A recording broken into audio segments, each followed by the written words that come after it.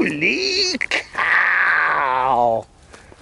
Still seeing a lot of effects from that windstorm over 2 weeks ago. This big old pine came down. Look at that. I'm hiking over by the lake today. Beautiful park. This is one of my favorite parks in the Springfield, Virginia area. Lake Accotink Park. Lake Accotink, and you can see the lake down there. Anyway, I love it here. I love this park. It's just a nice park. It's very close to where I'm staying, and it's free. And here comes the puppy.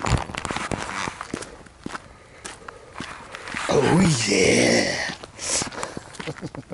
Yeah, I was pulling out of my little development there this morning, and there's about 20 cop cars and a fire engine, and I looked up the street, and they looked like they had somebody down on the ground. I don't know. Something was going on. Something was going on. There's the Amtrak track. The Amtrak track. They got Amtrak that runs on that.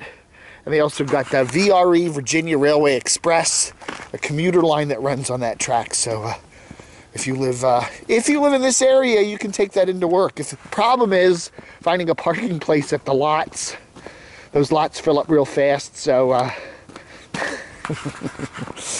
don't know, man. You know, and I think one of the things I want to talk about today, I guess, is the changes on YouTube. And it's interesting how people come in and out of focus. You get a sense of YouTuber, you get a certain sense of YouTubers that you like, that you enjoy watching, and then they start to change, you know. Their videos are not the same as they used to be, and whatever. There's a big tree that came down. Looks like that one came down a while ago, though. Anyway, there's the lake. And, you know, it's like Adam the Woo and the Carpetbagger and stuff like that. They've always been some of my favorite YouTubers, but I'm at the point now where I don't know, they're changing, maybe I'm changing in what I want to see, and I'm just not enjoying them anymore. You know, I'm just not enjoying it anymore. You know, I don't know. You know, the touristy things, I don't know. You know, there are some YouTubers that do the touristy things very well, like Tim Tracker. I think his channel, him and his wife, they do a very good channel for what it is, and that is to basically tell families, hey, if you come down here to the Disney resorts, if you come down here to Orlando, here's what to expect, here's how not to get ripped off, here's what's cool, here's what's not, that kind of thing. And I think for what they do, it's a niche-y thing, but I think that niche is sizable, and obviously they've done very well with their channel.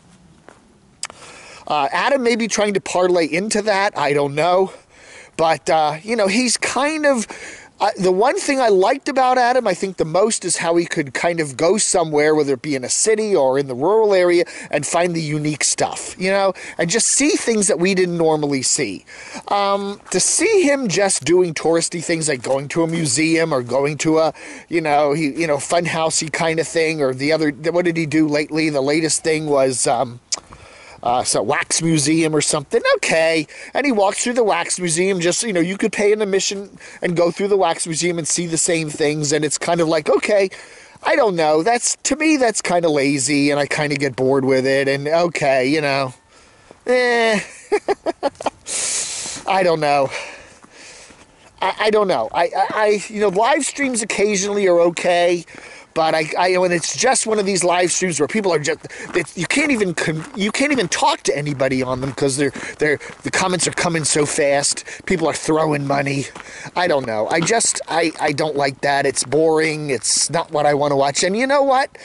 That's fine. You know, if that's what Adam and some of these other YouTubers are going to be changing their channels into, kind of just live streaming things and ka-ching, ka-ching, ka-ching, then I am very free to just unsubscribe and go elsewhere. And that's probably what I'll end up doing. But it's kind of sad to think of how much I enjoyed some of these channels, you know?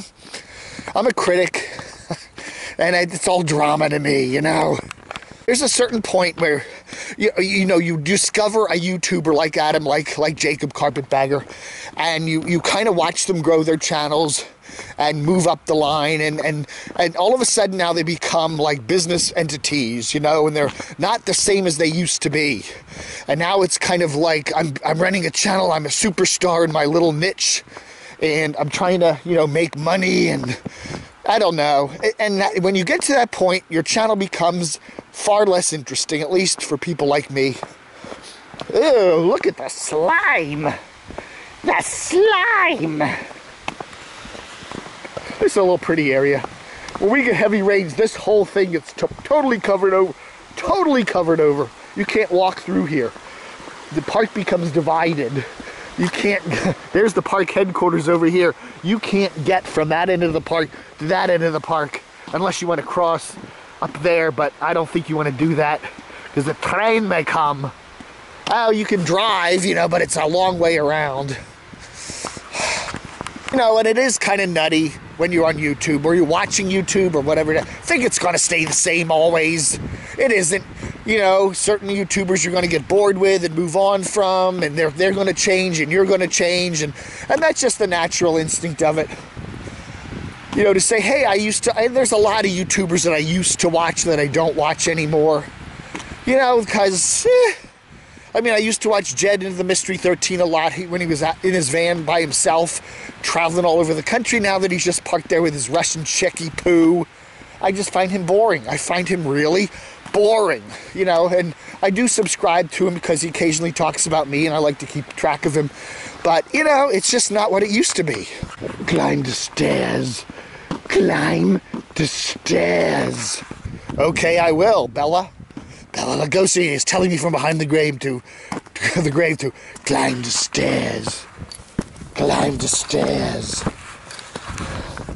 So who are my favorite explorers? I don't know if I have any favorite explorers right now.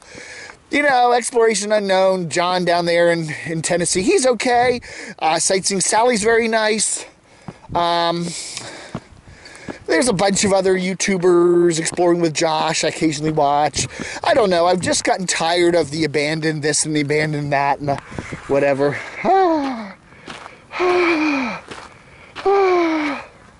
We've made it to the top. Anyway, I think I can easily make a list of Nomads that I like to watch. I think that's easier. That's clear, much more clear cut. And you probably have already guessed about it. No fishing from abutments. Oh my God, I dropped my camera over the side. I need a new camera. PayPal me. Nomads. I don't know. It was nice with the RTR because I got to explore a whole bunch of nomads that I either knew of but hadn't watched a lot of. And I have to say, Caravan Carolyn, I like a lot. I always like her stuff. There's a lot of drama in it. I do like it when she's off on her own more and kind of away from the tribe, but I do enjoy the nice camaraderie she has with those people. I really am starting to really like Caravan Kevin.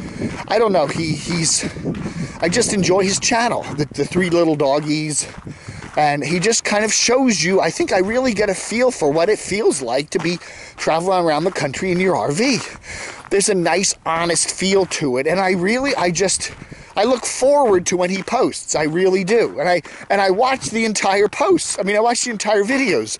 You know, a lot of these YouTubers like Adam, Carpetbagger, I'm not watching your whole videos. I'll say, okay, let's look at Adam. He does a little talk at the beginning, and then he goes into the touristy thing and comes out of it.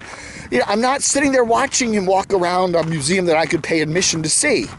But with Caravan Kevin, he's very unique and interesting and funny, charming to a point, you know, and I really am enjoying him right now. Nomadic Fanatic. I like Eric. I like Eric. He's gotten very good at producing videos, and his film style is very nice, and his drones and all that. But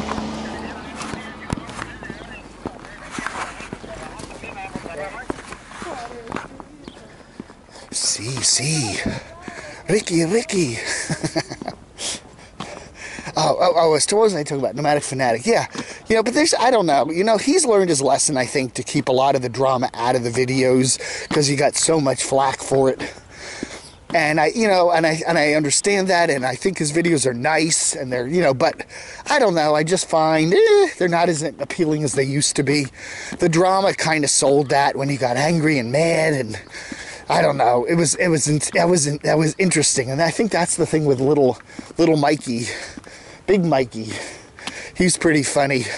I like the drama. I mean, I'm sorry that he's having so many health problems, but I do enjoy the drama, and you know, I find it fascinating. I do watch like every minute of his videos for the moment. Will that continue to be that way? I don't know.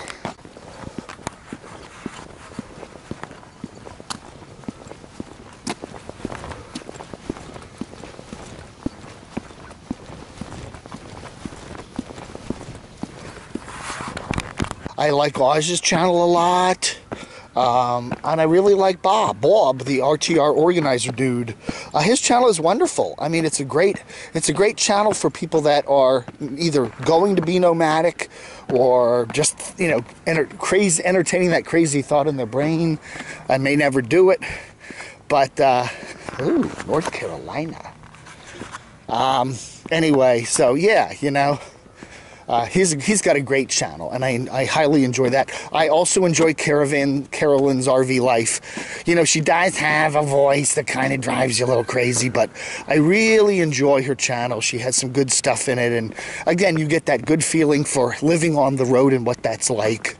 So anyway, very cool, very cool. So hey, that's what I'm enjoying right now, you know. Not watching so much the Explorer videos, looking more and more at the toned down, real nomadic stuff, you know. And I'd have to put, I guess if you had to say my favorite nomadic channel right now, I'd have to say Caravan Kevin. I just, you know, Caravan Kevin, and a tie with Living Free Mikey, just simply because of all the drama in his channel.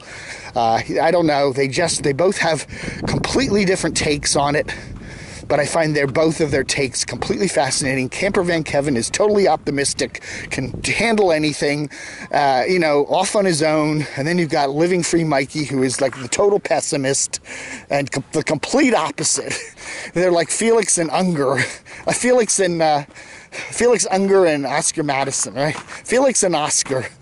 The odd couple. They would be the perfect odd couple. In fact, they should get together, at least go, you know, take their RVs around together somewhere, and, you know, and the totally different experiences between Mikey and Kevin, man.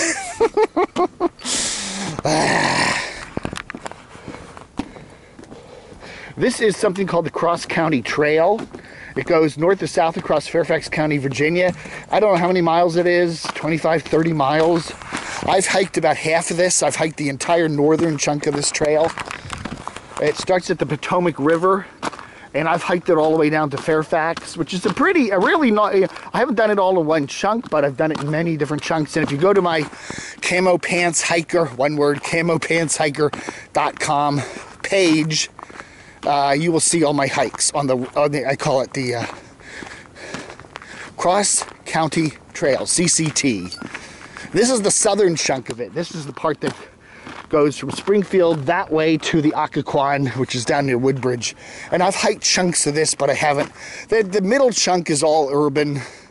You know, it's sidewalks and condominiums and whatever. So I don't have any intention of doing that. But the north and south chunks of this, where it gets into rural areas and real kind of nice hiking, that's what I do. Holy cow! The trains are coming. I always miss it. I'm never like in a good position to see it. So I can hear it. Sounds about a mile away. I'm not gonna get to the top of this hill in time. Here it comes. Hear it? Oh my goodness, I'm gonna miss it. Anyway, hear a train a-coming. It's coming down the line. There it is.